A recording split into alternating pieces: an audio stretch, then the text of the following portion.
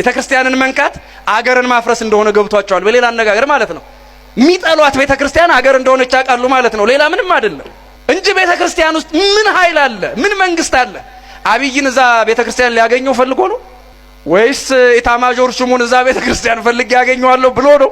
ወይስ ደግሞ መነኩሴ እኔን በድሮን ይመታኛል ብሎ ነው? ክርስቲያኖች እኔ ጋር አልመው ይተኩሳሉ ብሎ ነው? አይደለም። በአገር ላይ ያደረውን ሰይጣን ለማስወጣት አባ ግርማ በመቁጠሪያ አይመቷት ይችን አገር። አሁን አንዳንዶች ያስወጣሉ እንዴ የምትሉም ትኖራላችሁ። ብዙ እንግዳ ፖሊሶች ከክፍለ ሀገር መጥተው ዙሪያውን ከበውን ነበረ፣ ቆመጥ ይዘው። ያኔ እንዳሁኑ ጎማ አይደለም ወፍራም እንጨት ነው የሚይዙት እና ያንን ይዘው ይጠብቁናል አሉ ፖሊሶች ዙሪያችንን።